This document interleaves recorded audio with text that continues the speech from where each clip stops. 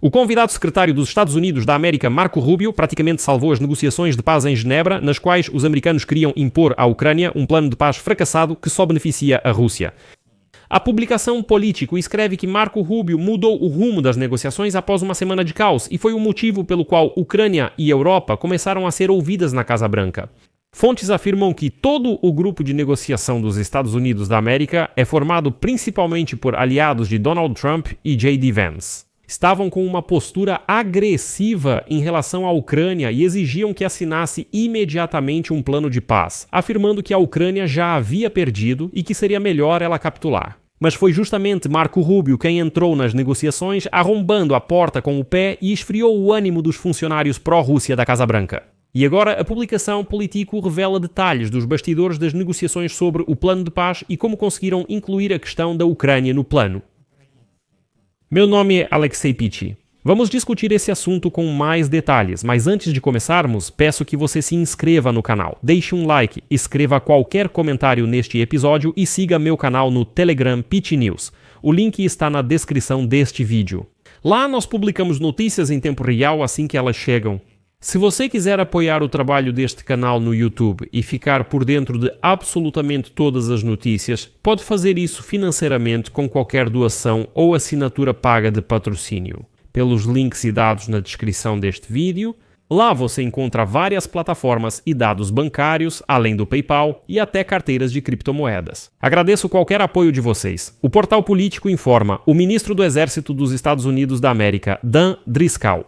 Uma escolha incomum para o jogo. O diplomata passou 2 dias na semana passada transmitindo uma mensagem dura à Ucrânia e aos seus aliados europeus. Aceite a proposta de paz. Proposta de 28 pontos até o dia de ação de graças em 27 de novembro. Caso contrário, será o fim do seu país. Mas então apareceu o secretário de Estado Marco Rubio. A chegada de Rubio a Genebra no domingo para se juntar a Driscoll e retomar as discussões com altos funcionários ucranianos mudou o tom das conversas. A equipe do governo Trump recuou do prazo rígido de quinta-feira, 27 de novembro, e, na opinião de Driscoll, dos europeus e dos ucranianos, começou a considerar mais as posições adequadas. 4 fontes do jornal político envolvidas nas negociações afirmam isso. O sinal mais claro da intervenção de Marco Rubio é que o processo de negociação desacelerou drasticamente. E isso é bom.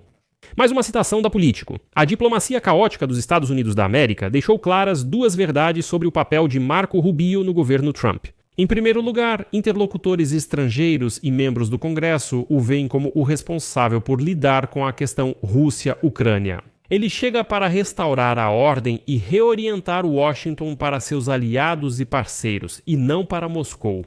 Em segundo lugar, a vontade do presidente Donald Trump de abandonar a tradicional coordenação de políticas entre os ministérios e o gabinete resultou em uma política externa turbulenta, na qual vários altos funcionários atuam cada um em sua própria direção. Ou seja, há pessoas demais fazendo coisas que não podem e não deveriam fazer.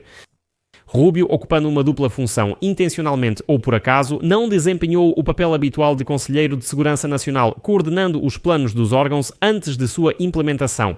Mas Rubio, ao que parece, encontrou uma maneira, mesmo que tardiamente, de atrair outros funcionários do governo para o seu lado em Genebra. Ele organizou as divergências dentro da administração que haviam sido tornadas públicas alguns dias antes e, em algumas, horas antes de assumir o cargo. Vou explicar um pouco. Marco Rubio é o secretário de Estado dos Estados Unidos da América, que é responsável pela política externa. O cargo dele, basicamente, é equivalente ao nosso ministro das Relações Exteriores. Na semana passada, antes de Marco Rubio chegar à Suíça, parecia que a política externa era liderada pelo vice-presidente dos Estados Unidos da América, J.D. Vance, através de seu amigo próximo Dan Driscoll. No final de semana, Rubio assumiu o controle, já que as negociações se tornaram mais flexíveis. No entanto, no domingo, o vice-conselheiro de Segurança Nacional Andy Baker se juntou a Rubio na Suíça. Esse é um assessor próximo de J.D. Vance, do enviado especial Steve Witkoff e do genro de Trump, Jared Kushner, que, segundo um funcionário europeu, mostraram certa independência, para dizer o mínimo.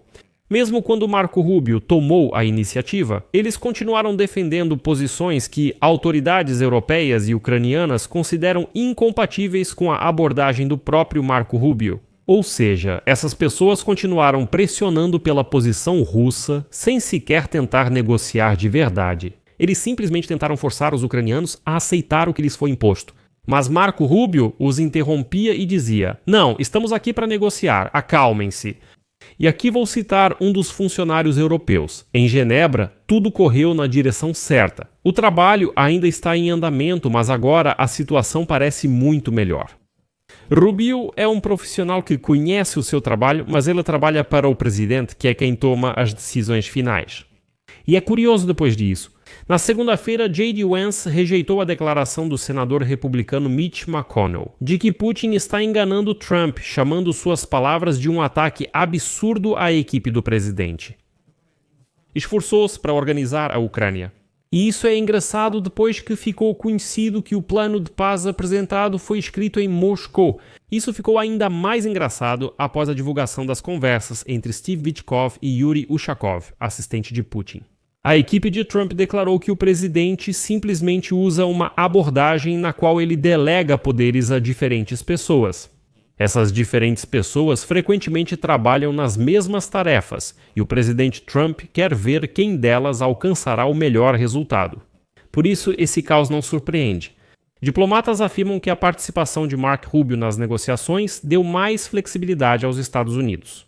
Como resultado, os Estados Unidos da América já não seguem tão rigidamente o plano original de 28 pontos que preocupou os aliados.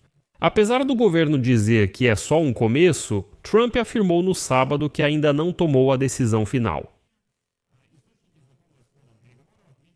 A princípio, a administração parecia não estar aberta a outras propostas e exigia que a Ucrânia simplesmente aceitasse o documento como estava.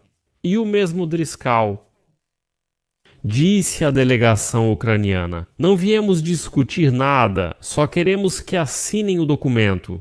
Mas após a intervenção de Rubio, os Estados Unidos da América e a Ucrânia prepararam um plano de 19 pontos, excluindo concessões territoriais, que serão discutidos diretamente pelos presidentes dos Estados Unidos da América e da Ucrânia. Aqui vai outra citação de um diplomata europeu, mencionada pela Politico.